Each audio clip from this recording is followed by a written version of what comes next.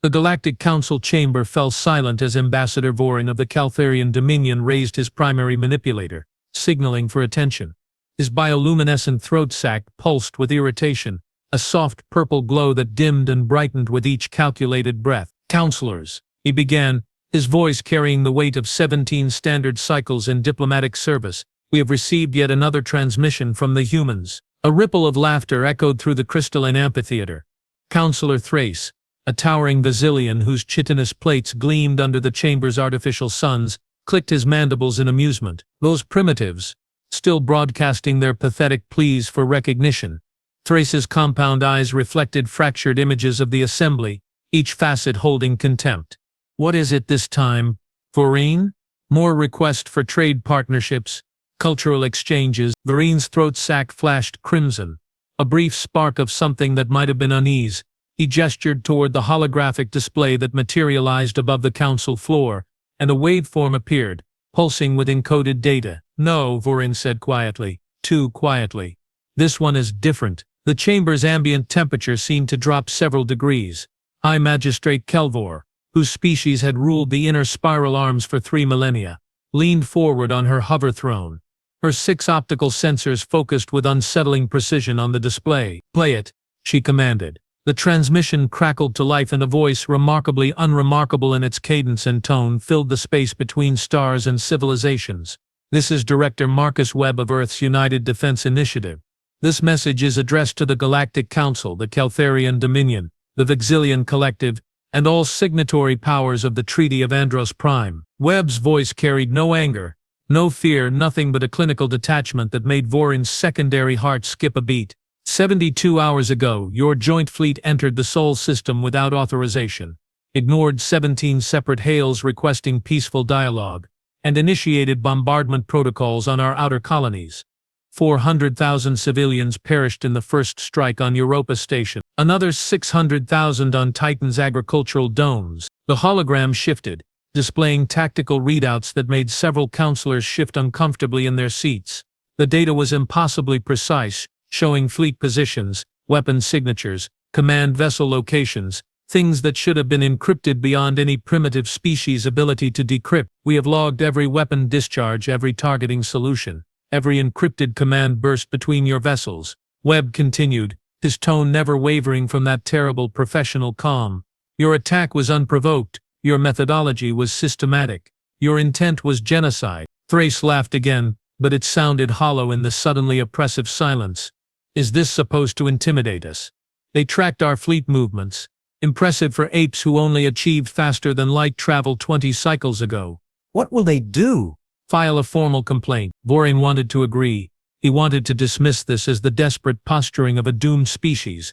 But something in Webb's voice, in the precision of those readouts, made his bioluminescent sac pulse an alarmed shade of orange. "Under Article 47 of the Treaty of Andros Prime," Webb's voice continued, "any signatory power subjected to unprovoked military action by council members retains the right to proportional response. We are invoking that article.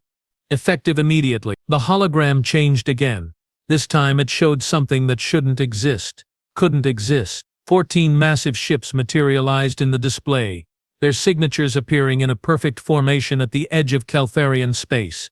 They weren't human designs, at least not any that matched the crude vessels Earth had shown the galaxy during first contact. "Impossible," Magistrate Kelvor whispered, her voice breaking protocol. "Those signatures, those are Void-class dreadnoughts. No species has built those in 8,000 years. The technology was lost." "Not lost," Webb said, and for the first time there was something in his voice. Not anger, not satisfaction. Just acknowledgement. "Preserved. We found the Progenitor cache on Mars in 2047. You remember Mars, don't you, Magistrate? The planet your archaeological surveys marked as barren and worthless before humans claimed the system." Vorin's throat sac went dark entirely. The Progenitors. The first ones. The species that had seeded the galaxy with advanced technology before mysteriously vanishing. Every major power had spent millennia searching for their caches, their weapons, their secrets. And humanity, the galaxy's newest, most dismissed members, had been sitting on one for nearly a century. "Your fleet," Webb continued, his voice cutting through the chaos that was beginning to erupt in the chamber, consisted of 43 capital ships, 77 cruisers, and 142 support vessels. Impressive numbers. You outnumbered our surface fleet 8-1. The hologram zoomed out, showing the Caltharian invasion force that had so confidently entered Sol system.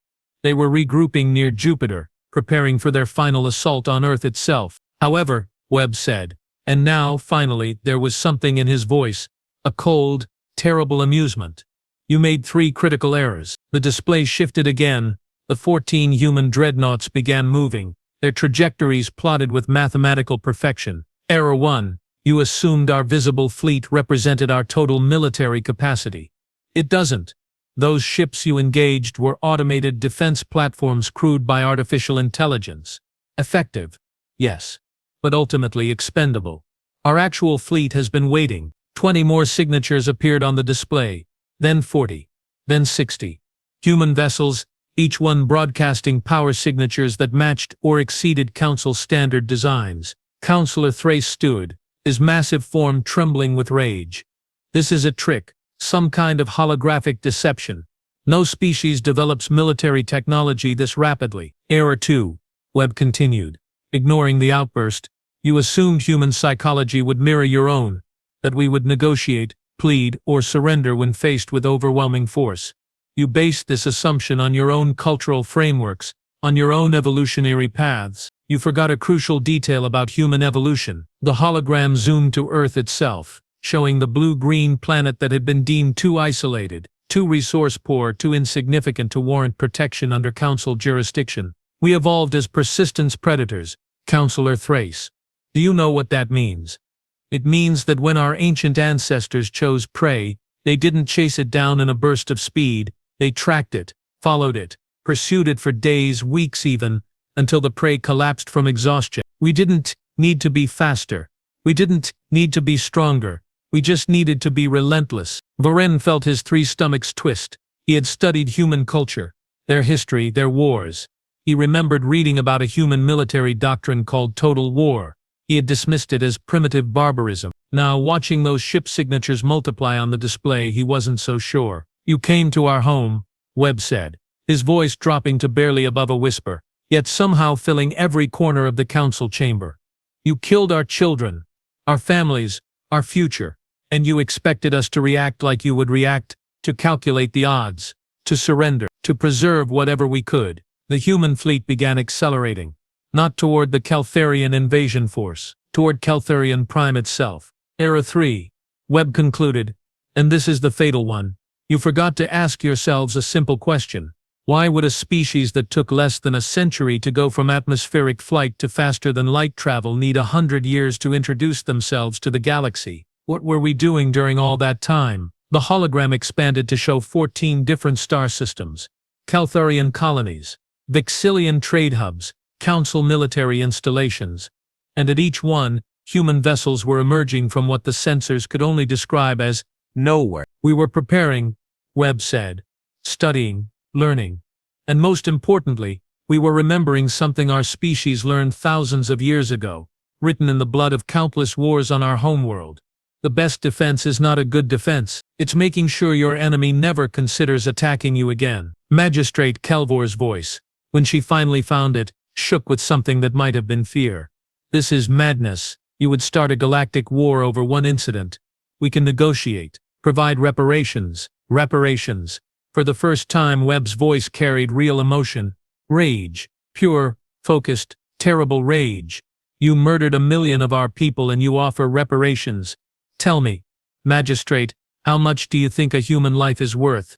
Because I'm genuinely curious about the exchange rate. Silence. Absolute. Total.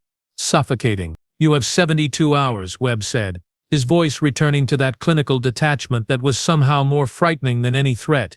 The same amount of time you gave our colonies before you turned them to ash. In 72 hours, our fleets will reach your core worlds. You have 3 options. The hologram displayed 3 distinct scenarios, each one calculated with horrifying precision. Option 1, surrender unconditionally. Submit to human military oversight. Accept permanent monitoring stations in your territory. This option preserves your civilization. Several counselors began speaking at once. But Webb's voice cut through their protests like a blade. Option 2. Attempt to defend yourselves. We have calculated a 97% probability that we will achieve total military victory within 14 standard days. Your casualties will number in the billions. Your infrastructure will be reduced to salvage. But your species will survive, diminished, conquered, but alive. Vorin noticed his own manipulators were shaking. 97%, said with the confidence of someone who had run the simulations 1,000 times and knew with absolute certainty what the outcome would be. Option 3, Webb said, and now his voice was nothing but cold mathematics made audible. You can attempt to rally the entire Galactic Council against us. You can call in every favor, every alliance, every treaty you've ever signed, and we will show you exactly what humanity is capable of when we stop holding back. The hologram shifted one final time, showing a tactical display that made Vorin's primary brain struggle to process the information. Human vessels, hundreds of them positioned throughout the galaxy, not just near major population centers, everywhere. Trade routes, strategic choke points, resource extraction facilities. How long had they been planning this? How long had humanity been moving pieces into position while the galaxy dismissed them as insignificant? He wanted to know what humanity would contribute to the galactic community. Webb said, his words measured, deliberate, final. Here's your answer. We're excellent at two things, counselors. We're excellent at remembering who wronged us, and we're excellent at making sure they never get the chance to do it again. The transmission ended. The council chamber remained silent for exactly 14 seconds, then chaos erupted. Vorin slumped in his seat, his bioluminescent sac flickering between colors too rapidly to identify. He thought about those million dead humans. He thought about the Keltharian fleet that even now was probably receiving similar tactical information. And he thought about something he had read in a human military manual during his cultural research. A quote from one of their ancient generals. Never interrupt your enemy when he is making a mistake. The Galactic Council had made a mistake. They had awoken something that should have remained sleeping. They had attacked a species that measured its patience in centuries and its grudges in millennia. And now, in 72 hours, they would learn what it meant to be on the receiving end of human persistence. Admiral Kress of the Keltharian Third Fleet had commanded warships for 43 cycles. He had fought in the border wars against the Zynthian Confederation, survived the plague riots of Sector 9, and personally led the assault that broke the Mercantile Guild's blockade of the inner colonies. He had never, not once in 4 decades of military service, felt genuine fear, until now. Status report, he demanded.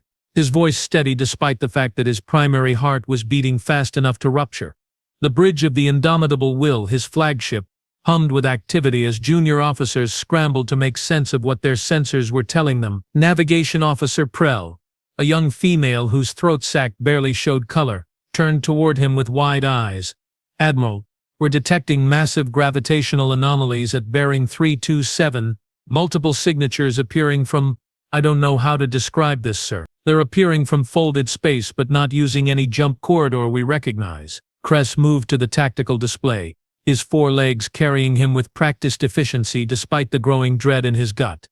The hologram showed his fleet, still impressive by any standard measure, arranged in defensive formation near Jupiter's upper atmosphere, and appearing around them like predators materializing from shadows, were human vessels, not the clumsy retrofitted cargo haulers that humanity had used during first contact.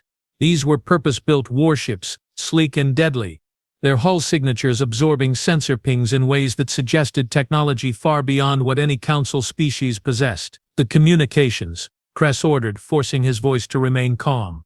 Broadcast on all frequencies. Request immediate dialogue with human command. The communications officer, a veteran named Torsix, whose bioluminescence had faded to the dull gray of age, worked his console with trembling manipulators. Sir, I have a response. It's text only. No audio, no visual. Display it. 3 words appeared on the main screen, rendered in perfect Keltharian script. 71 hours remaining. Kress felt his secondary stomach clench. They were counting down, actually counting down the time and… Get me a direct channel to the council, he snapped. Emergency priority. Tell them we need immediate reinforcement. Tell them… He paused, watching as more human ships continued to appear on his sensors. 30, 50, 73. Tell them we're in serious trouble. Back in the council chamber, Magistrate Calvor had called an emergency session. The amphitheater was packed with representatives from every major power, their conversations creating a cacophony of clicks, whistles and harmonic frequencies that would have overwhelmed any species with less sophisticated auditory processing. Vorin stood at his designated position, watching as Kelvor attempted to restore order. His throat sac pulsed a neutral blue, the color of diplomatic calm, but internally he was calculating odds, running scenarios, trying to find any path forward that didn't end in catastrophe. Order. Kelvor's voice boomed through the chamber, amplified by technology that had maintained peace for 3,000 years. We will have order. The noise subsided gradually. Thrace, the Vexillian counselor who had laughed so confidently just hours before, stood with his mandibles clenched tight. His compound eyes had lost their earlier arrogance. Magistrate, Thrace began, his voice lacking its usual bombast. We need to address the reality of our situation.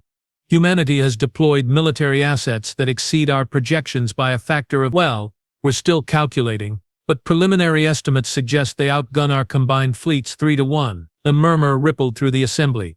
3-1.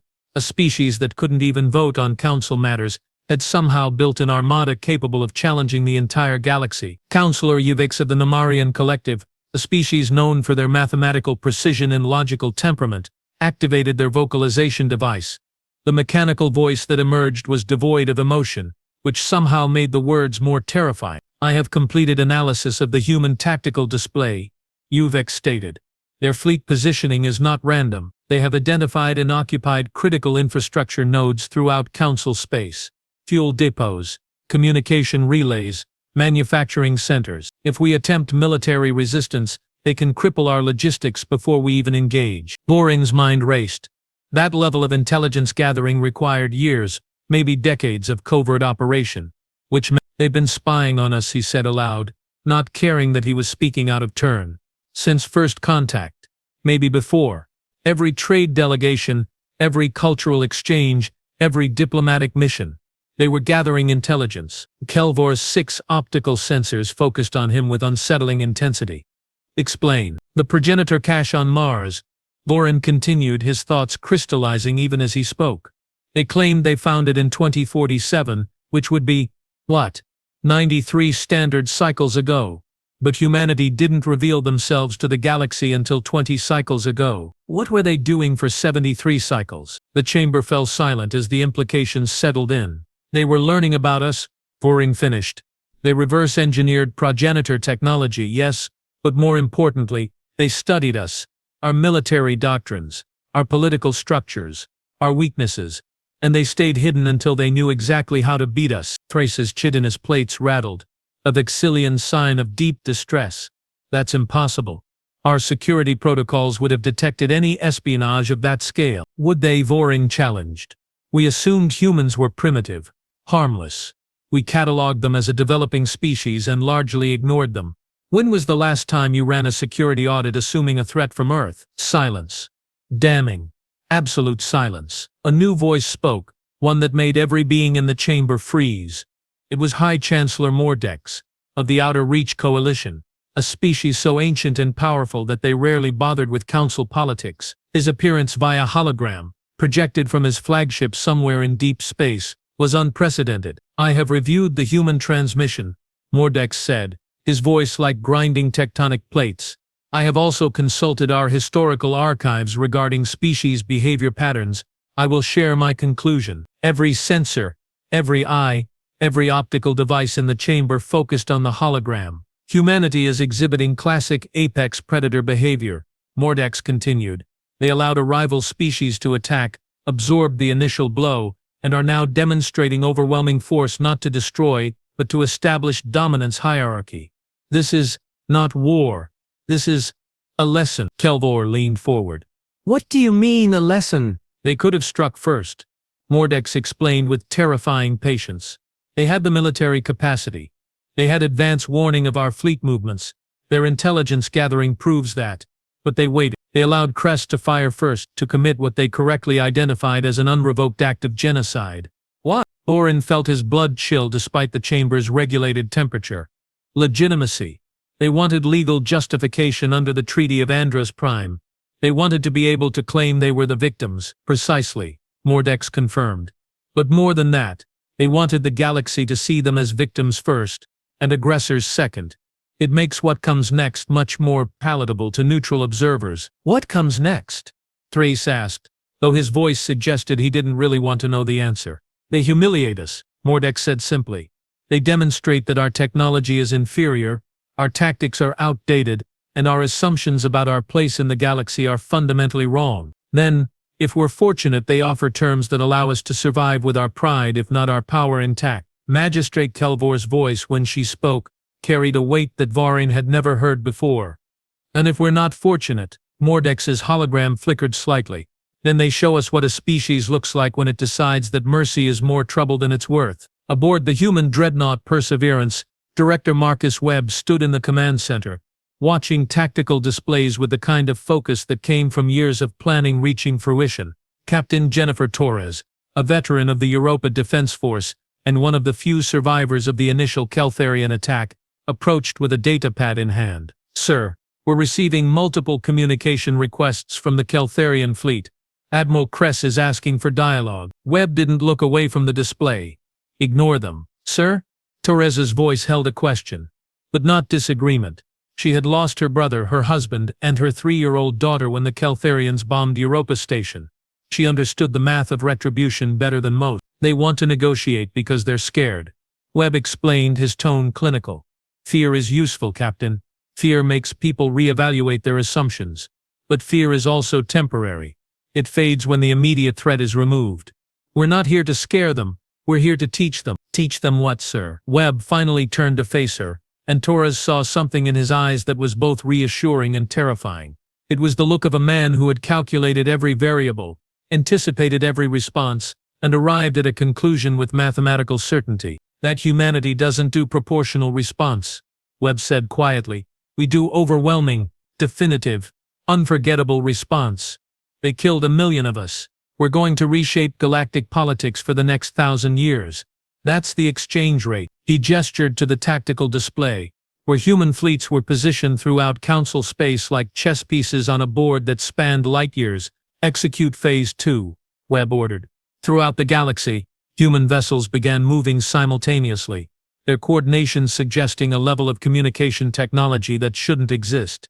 Within minutes, every major Keltharian military installation found itself staring at enough firepower to crack a planet, but the humans didn't fire. Instead, they broadcast a new message. This time it wasn't text, it was video. Webb's face appeared on every screen, every hologram, every display throughout Council space. He looked tired, Torres thought.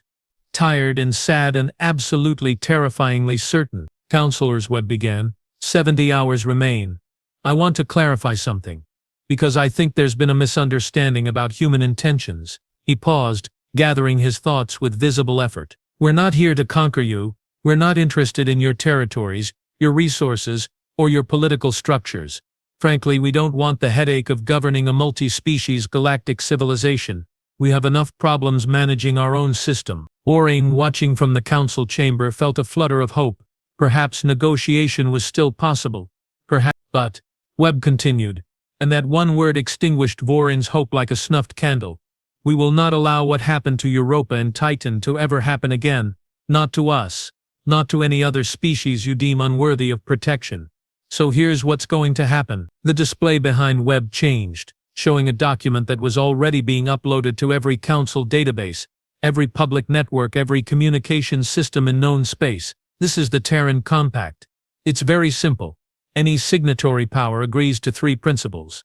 1. Unprovoked military action against civilian populations is forbidden, with enforcement to be determined by human oversight. 2. Council membership criteria will be revised to prevent the exclusion of species based solely on technological development timelines. 3. Human vessels will maintain permanent presence in Council space to ensure compliance. Trace's voice, transmitted from his Council seat, boomed across the communication channel. You're demanding we submit to human authority? That's absurd. We are the Galactic Council. We have maintained order for millennia. Webb's expression didn't change. Yes, you've maintained order very well, right up until you decided that mass murder was an acceptable opening negotiation tactic. So now someone else gets to make sure you maintain order properly. And if we refuse? Magistrate Kelvor's question was calm, But Vorin could hear the underlying current of fear. Webb smiled. It wasn't a pleasant expression. Then in 69 hours and 17 minutes, you'll find out what happens when a persistent predator stops chasing and starts hunting. We won't destroy your civilizations, Magistrate. That would be wasteful. But we will reduce your military capacity to the point where you spend the next 500 years rebuilding. And during those 500 years, every species in the galaxy will know exactly who put you there. He leaned closer to the camera, his eyes boring into every viewer with uncomfortable intensity. You gambled that we were weak, that our newness to the galactic stage meant we were vulnerable. You were wrong. Now you get to choose how you pay for that mistake.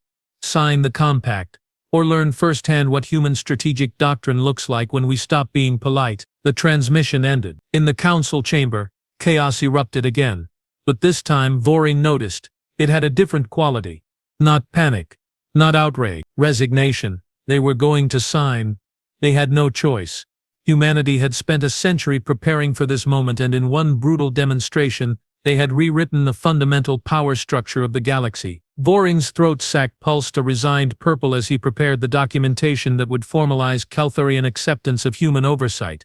His species had ruled their corner of space for 6,000 years. That reign had just ended. And somewhere, on a blue-green planet that the galaxy had dismissed as insignificant, a species of persistent predators had just shown the universe exactly what happened when you wounded them.